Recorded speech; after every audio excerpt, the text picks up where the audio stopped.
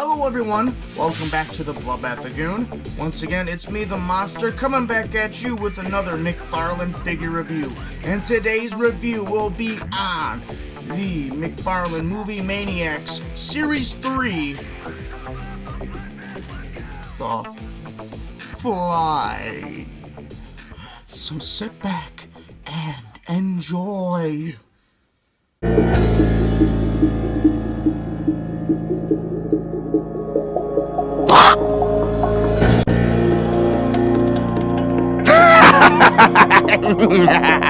Welcome back to the Bloodbath Lagoon.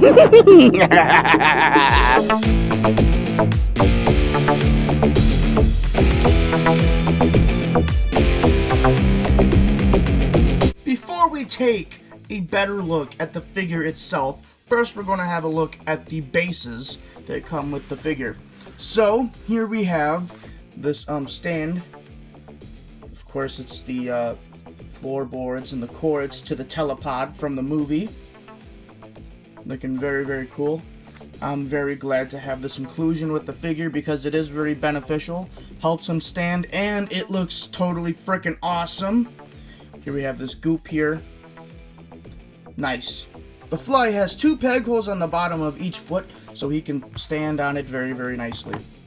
Another inclusion with the figure is this iconic McFarlane movie Maniacs display base backdrop. So as you can see, the frame appears to be grafted from a bunch of bones and skulls. I'm liking that a lot. And of course those details are beautifully accented with black washes just to emulate that grittiness and all of those details as well. So here we have the movie poster, which is glued into place with some hot glue along the back. We even got some more skulls and whatnot in the back too of the base, so that's pretty sweet. Yep, really digging this. First impressions of the figure, just wow. Especially for the time this figure came out. This figure really does hold up today. I believe so anyway. The articulation isn't the best, but I would say that the articulation is probably pretty accurate to the movement that the Fly had in the movie. Because, I mean, the Fly really didn't move around that much, you know. This is probably all the movement he had anyway. So, yeah, I mean, this is just a beautiful shelf piece for any horror collector that, or anyone that really loves the Fly, okay? There is so much going on here with the sculpt and the paint. I don't even think I'll be able to cover it all, but I will try my hardest to do justice for it. First of all, I love the Fly, the whole franchise, both of the Vincent Price ones. I love the sequel to this one.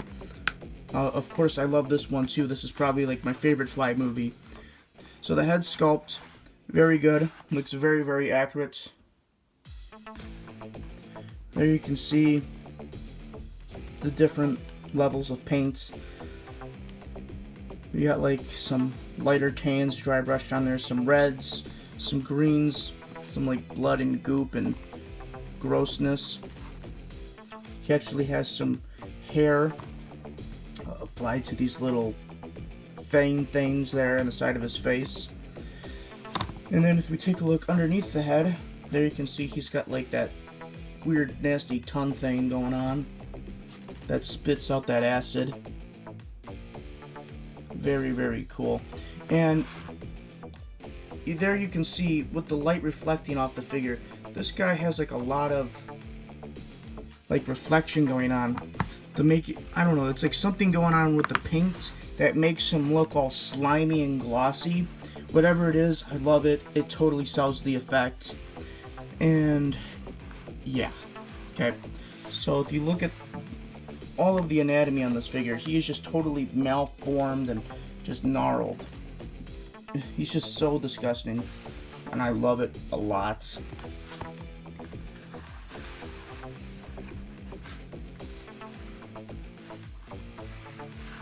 And another thing I'm really impressed with is that McFarlane was also able to capture the Fly from the movie with these little plastic hairs on his back. And like, they're not just on his back, but they're like everywhere. You A couple more there hanging off his face. I'm like really impressed with that detail.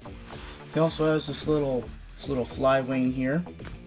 And then you can see there's like this goop here. It's like a rubbery, it's like a rubbery material, translucent, and this has been glued into place. And I like that we get some extra slime going on here. I'm really impressed with that attention to detail.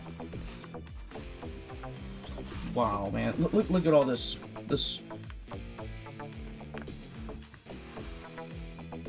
We almost have like a segmented fly body forming on his back here with these 3 hideous lumps. Wow.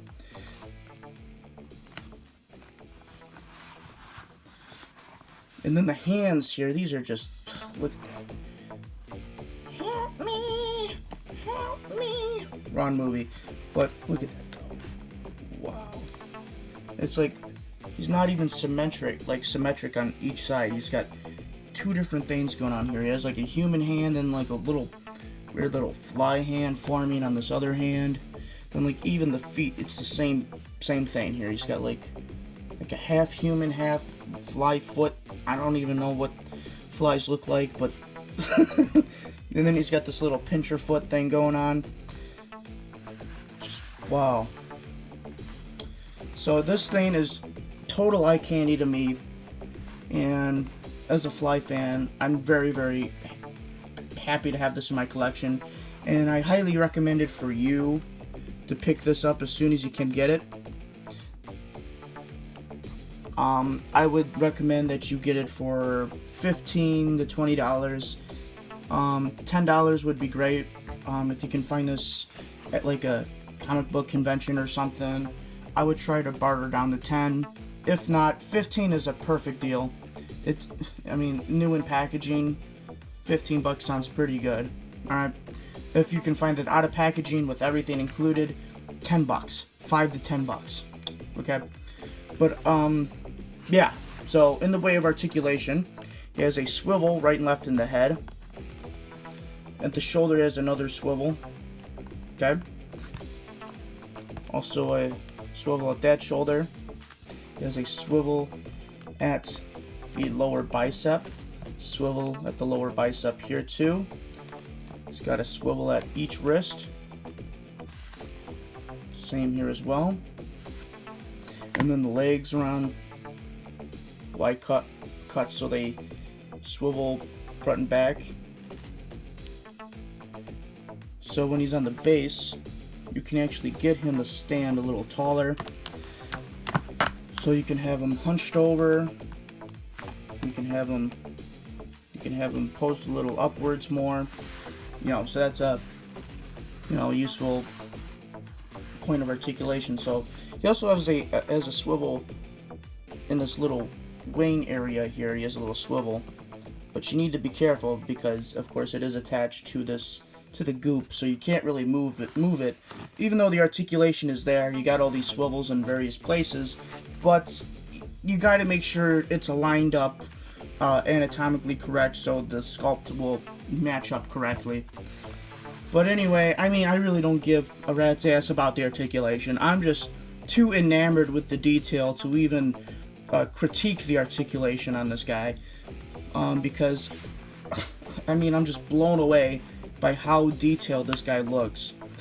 Honestly, you know, this guy came out like in the late 90s, and this guy definitely does hold up today, for me anyway, by my standards of collecting, because of how immense the detailing is on this guy. Not just sculpt wise, but paint wise, this guy is phenomenal. Again, I highly recommend it. Thank you so much for watching. I hope that you enjoyed this review, found it to be informative at the same time as hilarious and entertaining. So please give this video a thumbs up, leave a comment down below, keep tuning in, and subscribe if you haven't, because I got some more awesome McFarlane figure reviews and more heading your way in the future. So, till next time, everybody.